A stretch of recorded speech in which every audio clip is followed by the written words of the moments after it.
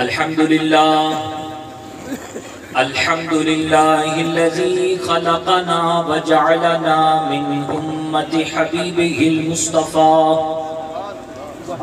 والصلاة والسلام على هادي الصراط الحکمت والہدى اشرفنا واکرمنا محمد المصطفى اما بعد فأعوذ بالله من الشيطان الرجيم بسم الله الرحمن الرحيم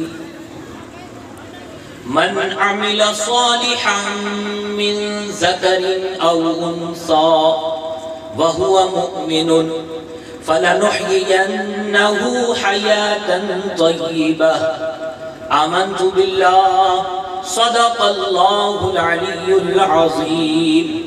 آئیں ہم اور آپ سب مل کر اس عظیم الشان بارگاہ میں درود و سلام کا نذرانہ عقیدت پیش کرتے ہیں کہ جس بارگاہ کے بارے میں، جس عظیم الشان بارگاہ کی تعریف کرتے ہوئے ڈاکٹر اقبال یوں کہتے ہیں: ہو نہ یہ پھول تو بلبل کا ترنم بھی نہ ہو، چمن دہر میں کلیوں کا تبسم بھی نہ ہو نہ یہ ساقی تو پھر میں بھی نہ ہو، خم بھی نہ ہو، بزم توحید بھی دنیا میں نہ ہو اور تم بھی نہ ہو۔ وہ عظیم الشان بارگاہ کہ جن کے دست اقدس کی شان میں اللہ جل جلالہ یوں بیان فرماتا ہے: وَمَا رَمَيْتَ إِذْ رَمَيْتَ وَلَكِنَّ اللَّهَ رَمَى۔ وہ عظیم الشان مصطفیٰ کریم صلی اللہ علیہ وسلم ہم سب کے داتا و مولا کہ جن کے ہاتھ کے بارے میں اللہ نے فرمایا ید اللہ فوق ایدیہم، جس حبیب کی بھلائیوں کے بارے میں اللہ نے فرمایا اِنَّا أَعْطَيْنَاكَ الْكَوْثَرَ، اس حبیب کے بارے میں کہ جن کے تمام اصحاب کے بارے میں اللہ نے یوں کہا اولئک علی ھدی من ربہم واولئک هم المفلحون۔ اور امام اہل سنت مجددین و ملت امام احمد رضا خان فاضل بریلوی پکار اٹھے، کہتے ہیں اللہ کی سرتا بقدم شان ہے یہ، انسان ہی انسان وہ انسان ہے یہ، قرآن تو ایمان بتاتا ہے انہیں اور ایمان یہ کہتا ہے میری جان ہے۔ اس عظیم الشان آقا کی بارگاہ میں ہم اور آپ درود و سلام پڑھتے ہیں کہ جس حبیب نے ہم سب کو یہ مژدہ سنایا ہے، وہ مژدہ یہ ہے: ان اول الناس بی یوم القیامہ اکثرهم علی صلاۃ۔ فرماتے ہیں مصطفیٰ کریم خوش ہو جاؤ، حضور فرماتے ہیں دنیا میں جو کثرت سے مجھ پہ درود پڑے گا کل قیامت کے دن سب سے نزدیک وہی میرے ہوگا۔ آئیں حضور پاک کی نزدیکی حاصل کرنے کے لیے، حضور پاک کا قرب حاصل کرنے کے لیے، اور یہ بات طے ہے جو ٹارگٹ اختیار کر کے، جو ہدف بنا کر کے، جو اپنا ایک ٹارگٹ پکا کر کے حضور پر 100 بار ڈیلی یا 200 بار ڈیلی یا 300 بار ڈیلی یا 1000 بار ڈیلی اللہ پاک کے حبیب پر درود پڑھتا ہے، اللہ پاک نے اسے عزتیں ہی عزتیں عطا فرمائی ہے۔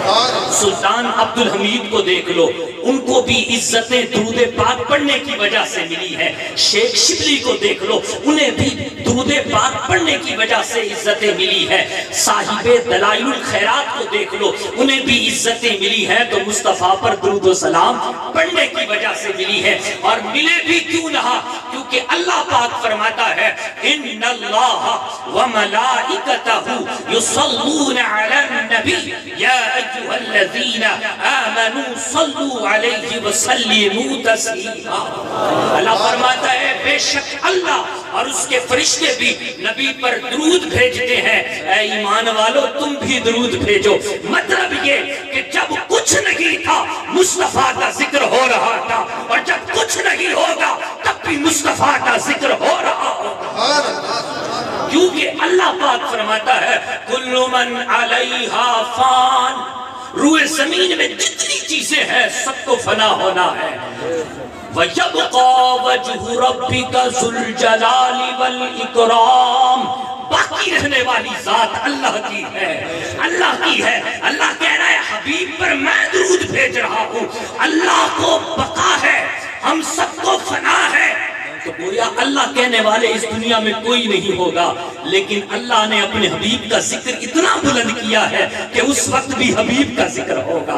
آئیں محبتوں کے ساتھ پڑھے اللہم صلی علی سیدنا و مولانا محمد مبارک وسلم صلاۃ و سلام علیک یا رسول اللہ یا حبیب اللہ صلی اللہ علیہ وسلم۔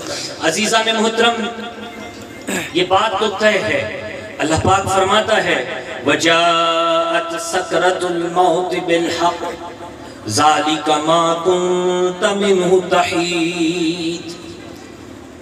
The agony of death came with the truth. This is you are fleeing from. یہ موت کی سختی آ گئی، ماضی کے سیگے کے ساتھ بیان کیا گیا، موت کی سختی آ گئی حق کے ساتھ، اس سے تم بھاگ نہیں سکتے تھے۔ یہ وہی ہے موت کی سختی جس سے تم بھاگتے تھے، یہ تو آ کے ہی رہنی ہے۔ ایک دوسرے مقام پہ اللہ نے فرمایا نحن قدرنا بینکم الموت، بے شک ہم نے تمہارے درمیان موت کو ثابت کر دیا ہے، رکھ دیا ہے تمہارے درمیان موت کو۔ ایک مقام پہ اللہ نے فرمایا کل نفس ذائقۃ الموت، ہر نفس کو موت کا مزہ چکھنا ہے۔ میرے عزیز، موت تو آنی ہے، لیکن موت آئے اس حالت میں کہ جب ہم تائب ہو چکے ہوں گناہوں سے، یہ بڑی سعادت مندی ہے۔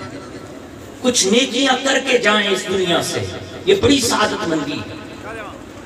اللہ پاک بھی قرآن پاک میں ارشاد فرماتا ہے سورہ نحل میں من عمل صالحا من ذکر او انثى وهو مؤمن، اللہ پاک فرماتا ہے کہ تم میں جو بھی نیکیاں کرے، چاہے وہ مرد ہو چاہے وہ عورت، لیکن ہو وہ مومن، ہو وہ یقین والا، ہو کون ہو یقین والا، ہو وہ مومن، whoever does good deeds، تم میں سے جو بھی ہو کرے وہ نیکیاں، اے میل ہے فیمیل کوئی بھی ہو، لیکن کرے نیکیاں پر ہونا چاہیے اس بلیور، مومن ہونا چاہیے، یقین والا ہونا چاہیے، اس کے دل میں مصطفیٰ کی محبت ہو، خدا سے پیار کرتا ہو، توحید کو مانتا ہو، خدا کو ایک مانتا ہو، مصطفیٰ سے محبت کرتا ہو۔ اللہ فرماتا ہے فَلَنُحْيِيَنَّهُ حَيَاةً طَيِّبَةً، we shall definitely henceforth make him live a good life، ہم اس کو اچھی زندگی جلائیں گے، اچھی زندگی عطا فرمائیں گے۔ نیکیاں کیا ہیں؟ نیکیاں بہت ساری ہیں، ساری نیکیاں بندہ نہیں کر سکتا، اس کو یوں سمجھ لے، مثال کے طور پہ سمجھاتا ہوں۔ حضرت ہارون رشید دریا کے کنارے بیٹھے ہوئے تھے، وزراء کے ساتھ، وزیر بھی بیٹھے ہوئے ہیں پاس میں۔ اب وزیروں کو ایک ڈبی دکھاتے ہیں، وزراء، اے وزراء کی جماعت، دیکھا تم نے میرے ہاتھ میں کیا ہے؟ سب نے کہا سرکار ڈبی ہے، ڈبی کے اندر ایک موتی ہے، آپ نے اسے دریا میں پھینک دیا۔ اب دریا میں پھینکنے کے بعد ایک وزیر سے کہا وزیر صاحب وہ ڈبی اٹھا لاؤ، باہر نکال لاؤ پانی سے، لیکن کپڑے گیلے نہیں ہونے چاہیے۔ اس نے کہا سرکار یہ ہو نہیں سکتا، یہ ہو نہیں سکتا۔ دوسرے وزیر سے کہا وزیر صاحب ڈبی اٹھا لاؤ، کپڑے گیلے نہیں ہونے چاہیے۔ اس نے کہا پانی میں جاؤں گا تو کپڑے تو گیلے ہوں گے۔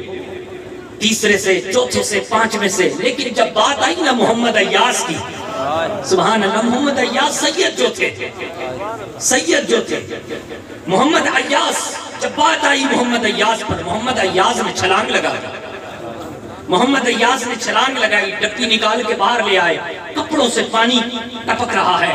سلطان نے کہا میں نے کہا تھا نا کہ کپڑے گیلے نہیں ہونے چاہیے، ڈبی تو نکال کے لانے کو کہا تھا لیکن کپڑے گیلے نہیں ہونے چاہیے، میں نے یہ بھی تو کہا تھا۔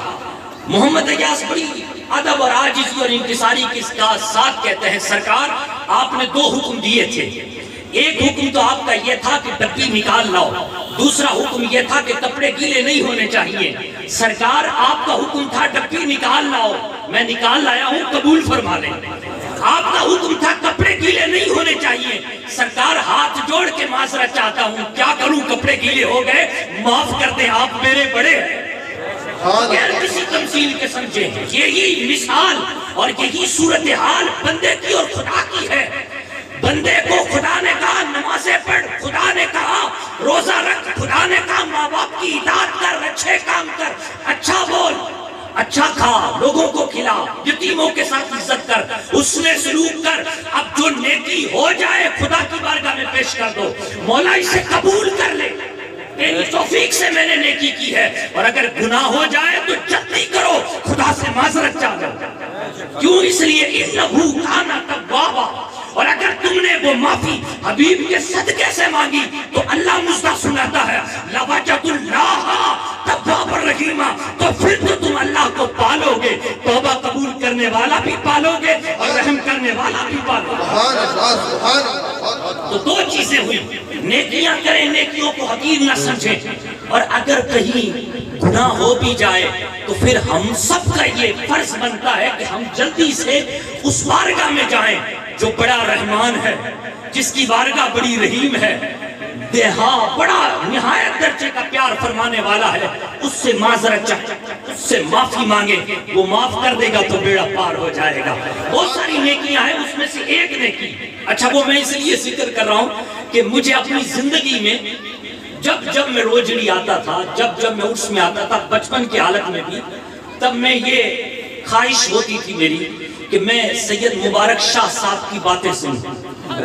یہ میں اپنا ایک بتا رہا ہوں، بس میں اسی کو پیغام دینا چاہ رہا ہوں کہ اسی پیغام پر ہم عمل کریں۔ کاکا کہتے تھے کبھی، یعنی جب بھی وہ بات کرتے تھے نا تو یوں دل اچھلتا تھا کہ یار کچھ اور سنائے۔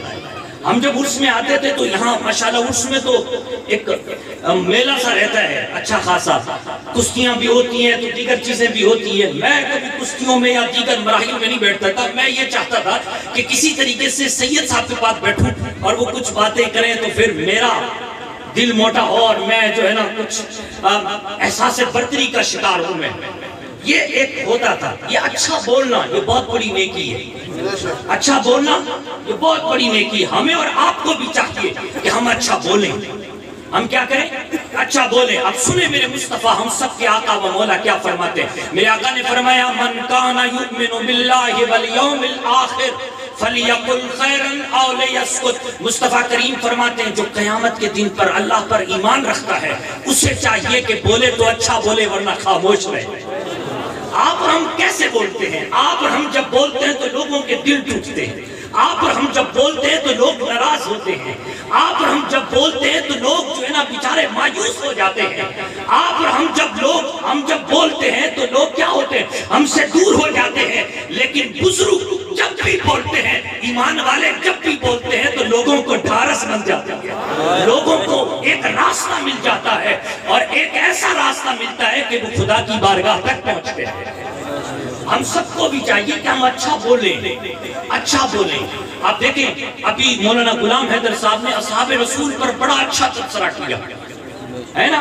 یہ یقینی بات ہے اگر ہمارا اور آپ کا ایمان اصحاب رسول کی طرح نہیں ہے تو یاد رکھیں پھر بڑے کمزور ہیں ہم۔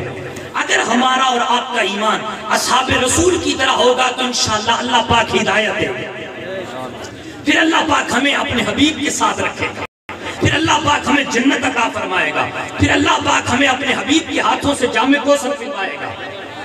ضروری ہے کہ ہمارا ایمان صحابہ کی طرح ہونا چاہیے۔ اصحاب رسول کیا کرتے تھے؟ اصحاب رسول بھی آپس میں تبصرہ کرتے تھے، آپس میں گفتگو کرتے تھے، لیکن ان کی کتنی پیاری گفتگو ہوتی تھی۔ توجہ ہے آپ سب کو؟ بس یہ آخری بات ہے، اس کے بعد پھر میں انشاءاللہ بیٹھ جاؤں گا۔ آخری بات توجہ کے ساتھ سن لیں، کہیں یا رسول اللہ۔ ماشاءاللہ سن رہے ہیں، اللہ پاک آپ سب کو سلامت رکھے۔ عزیزان محترم کی بہت اہم ترین بات عرض کر رہا ہوں کہ اصحاب رسول جب آپس میں گفتگو کرتے تھے تو بڑی اچھی گفتگو کرتے تھے۔ دیکھیں ہم بھی جب کوئی کھانے کی چیز پر بیٹھتے ہیں تو ہماری بھی گفتگو ہوتی ہے، یعنی ہم بھی کلام کرتے ہیں، ہم بھی باتیں کرتے ہیں، لیکن کیسی باتیں کرتے ہیں؟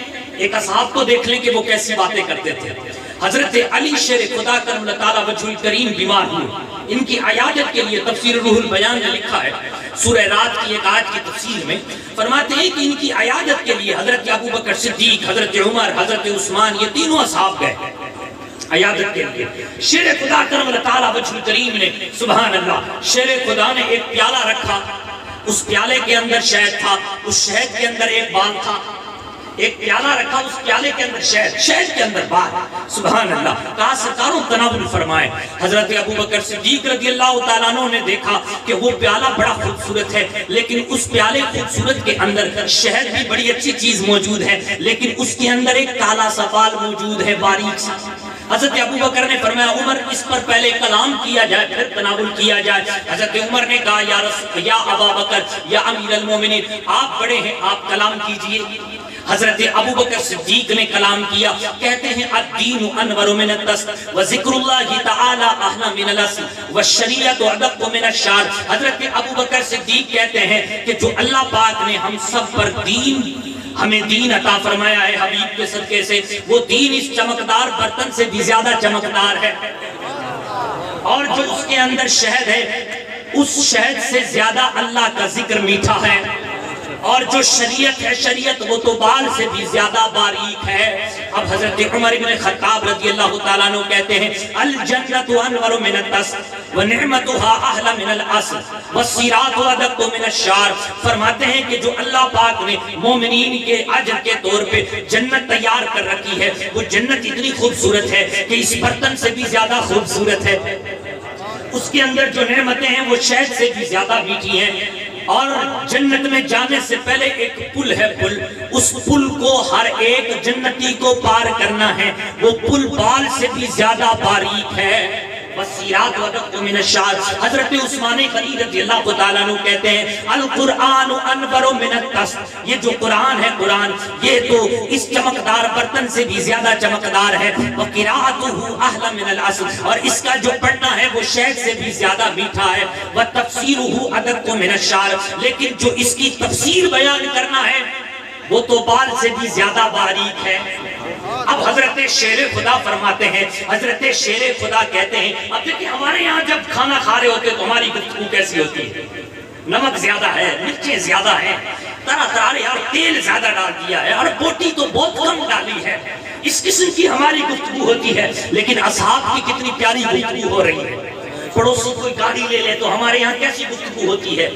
کسی کو ٹھگ کے لیا ہوگا، ارے ویسے ہی اس نے اٹھا لیا ہوگا، اب جو ہے نا وہ قسطیں بھرتا رہے گا، ہے نا، اس قسم کی ہمارے یہاں گفتگو ہوتی ہے۔ لیکن اللہ اکبر، اصحاب کی گفتگو دیکھیں کتنی پیاری ہے۔ حضرت علی شیر خدا کہتے ہیں سبحان اللہ، کہتے ہیں کہ الضیوف انور من الدست، یہ جو میرے مہمان ہیں یہ اس چمکدار برتن سے زیادہ چمکدار ہے۔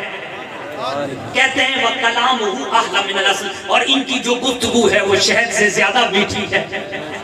وَقَلْبُهُ أَدَقُّ مِنَ الشَّعْرِ، اور جو ان کا دل ہے وہ بال سے بھی زیادہ باریک ہے۔ عزیزان محترم، سننے کو تو ہم نے سن لیا، لیکن کیا حاصل کیا؟ یہ ہم سب میں بڑی پرابلم ہے کہ ہم سب قرآن سنتے ہیں، جھومتے ہیں، لیکن قرآن مجید پر عمل نہیں کرتے۔ لیکن اصحاب رسول ایسا نہیں کرتے تھے۔ اصحاب رسول قرآن پڑھتے تھے، قرآن کو سمجھتے تھے، اور پھر قرآن کا اثر لیتے تھے، قرآن پر عمل کرتے تھے۔ آپ دیکھیں نا، ایک صحابی رسول کا واقعہ ہے، حضرت انس بن مالک رضی اللہ تعالیٰ عنہ فرماتے ہیں کہ حضور پاک صلی اللہ علیہ وسلم کی یہ ایک عادت تھی کہ حضور پاک جب مسجد نبوی میں 3 دن کسی کو نہیں دیکھتے تو آپ اس کے بارے میں پوچھتے، اس کے بارے میں کیا کرتے؟ پوچھتے وہ کہاں گیا، کیا ہوا، 3 دن سے نہیں آ رہے وہ صحابی، کیا ہو گیا اس کو؟ اگر کوئی شخص کہتا کہ یا رسول اللہ وہ سفر پہ گئے ہیں تو مصطفیٰ کریم ہاتھ اٹھاتے اور ہاتھ اٹھا کر اس کے لیے دعا کرتے، اس کے سفر کی آسانی کی دعا کرتے۔ یہ حضور کا طریقہ بتا رہا ہوں، ہم سب کو چاہیے کہ ہم بھی نافذ کریں۔ حضور پاک صلی اللہ علیہ وسلم کی یہ عادت تھی۔ حضرت انس بن مالک جو خادی میں خاص ہیں وہ فرماتے ہیں کہ حضور پاک صلی اللہ علیہ وسلم پوچھتے فلاں صحابی کیوں نہیں آئے، تو وہ کہتے، لوگ کہتے یا رسول اللہ بیمار ہو گئے ہیں، تو حضور عیادت کے لیے اس کے گھر جاتے، عیادت کے اس کے گھر جاتے۔ اگر کوئی بتاتا انتقال ہو گیا ہے تو ورثہ کے تعزیت کے لیے اس کے گھر جاتے، احوال تیمارداری پوچھ گچھ کرنے کے لیے حضور پاک ان کے گھر جاتا ہے۔ ایسے ہی ایک صحابی تھے، وہ 3 دن سے نہیں آئے، مصطفیٰ کریم نے پوچھا وہ فلاں صحابی کہاں ہیں، کہاں رہ گئے، کیوں نہیں آئے؟ اللہ اکبر، کسی نے کہا یا رسول اللہ وہ بیمار ہیں۔ کتنا دلچسپ واقعہ ہے، آپ سنیں گے نا انشاءاللہ؟ بس یہ میری آخری بات ہے، میں بیٹھ جاؤں گا اس کے بعد، آپ سن لیں توجہ کے ساتھ، ویسے ٹھنڈ زیادہ ہو رہی ہے۔ اللہ پاک ہم سب کی حاضری کو اپنی بارگاہ میں قبول فرمائے۔ عزیزان محترم، جب صحابی رسول کہ بیماری کا حضور کو پتہ چلا، حضور نے چند اصحاب کو ساتھ لیا، اس صحابی کے یہاں پہنچ گئے، اس صحابی سے چلا بھی نہیں جا رہا تھا، بیٹھا بھی نہیں جا رہا تھا، حضور نے احوال پوچھے، احوال پوچھنے کے بعد سارا معاملہ پوچھا تو اس صحابی نے ایک واقعہ سنایا، اپنا ایک واقعہ سنایا۔ وہ واقعہ کیا تھا؟ بڑا دلچسپ واقعہ ہے، میں اس کا خلاصہ عرض کرتا ہوں۔ وہ کہتے ہیں یا رسول اللہ ایک دن میں آپ کے پیچھے نماز پڑھ رہا تھا، ایک دن میں آپ کے پیچھے نماز پڑھ رہا تھا، نماز میں آپ نے تلاوت کی تھی سورہ قاریہ کی۔ کون سی سورت تھی؟ سورہ قاریہ کی، یعنی وہ یہ سورت تھی القاریۃ مالقاریۃ وما ادراک مالقاریہ، the event which causes the heart to tremble. What is that event which causes the heart to tremble? What have you understood?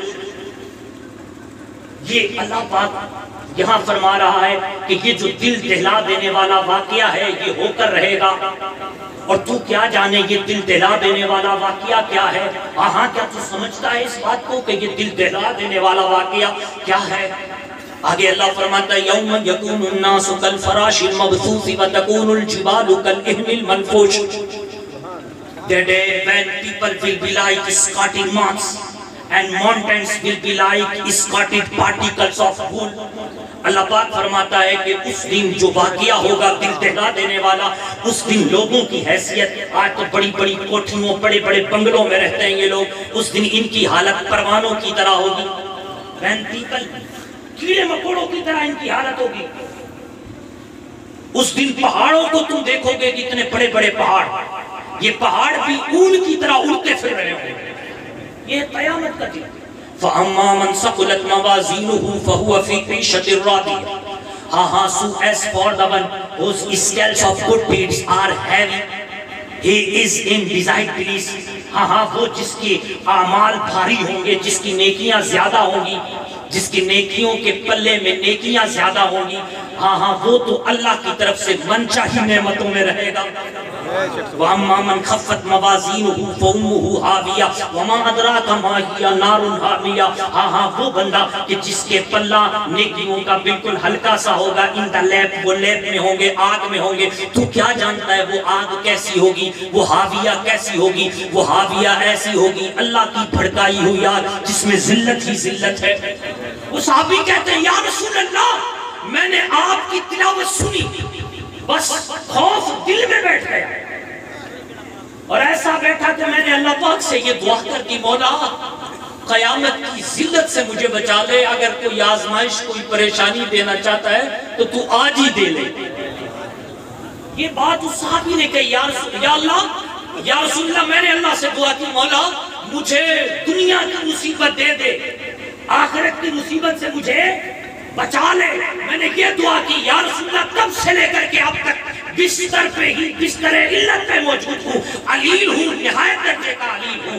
مصطفیٰ کریم نے کیا خوبصورت پیغام دیا، کیا خوبصورت تعلیم ارشاد فرمائی، اور ہم سب کے لیے یہ سبق ہے. مصطفیٰ کریم نے فرمایا میرے جانثار تو یہ دعا نہ کرتا بلکہ تو یہ دعا کرتا مولا مجھے دنیا کی آزمائشوں سے بھی بچا، آخرت کی آزمائشوں سے بھی بچا، آخرت کی آزمائشوں سے بھی بچا اور دنیا کی. یہ ہمیں تعلیم دی گئی ہے ربنا آتنا فی الدنیا حسنہ وفی الآخرۃ حسنہ وقنا عذاب النار، کہ تم یوں دعا کرو اے مولا ہماری دنیا بھی اچھی بنا دے، آخرت بھی اچھی بنا دے، اور ہمیں جہنم کی آگ سے بچا دے. حضور پاک نے فوراً کہا میرے صحابی اٹھ کھڑا ہو دعا کر. حضور نے بھی آمین کہا، صحابی نے بھی دعا کی. صحابی فرماتے ہیں ایسے لگتا تھا جیسے کسی نے اس صحابی رسول کو رسیوں میں جکڑ رکھا تھا، جیسے ہی دعا کی فوراً صحیح ہو گئے. تو کیا سمجھ میں آیا؟ سمجھانا میں یہ چاہ رہا تھا کہ قرآن کا پیغام ہے کہ ہم نیکیاں کریں، نیکیاں کریں گے تو اچھی زندگی جلائے گا خدا، اور نیکیاں بے شمار ہیں، بے شمار ہے. سب سے بڑی اور اچھی نیکی یہ ہے کہ ہم اور آپ اچھا بولیں. یعنی اس وقت تو میں نے پیغام دینا چاہے نیکیاں بہت ساری ہیں لیکن ہم اچھا بولیں، اچھا بولیں یار، کچھ نہیں لگتا اچھا بولیں. بیٹے کی تعریف کر دیں، بیٹی کی تعریف کر دیں، بہو کی تعریف کر دیں، بھائیوں کی تعریف کر دیں، حوصلہ بڑھائیں سب کا. یہ سید مبارک شاہ میں وصف تھا کہ وہ جب بھی بولتے تھے اچھا بولتے تھے. یہ بات مجھے اس لیے یاد ہے کہ وہ اچھا بولتے تھے. ہم سب کو چاہیے کہ ہم اچھا بولیں اور قرآن کی باتوں پر عمل پیرا ہوں. اللہ پاک سے دعا ہے اللہ پاک ہم سب کو ان باتوں پر عمل کرنے کی توفیق عطا فرمائے. آمین ثم آمین.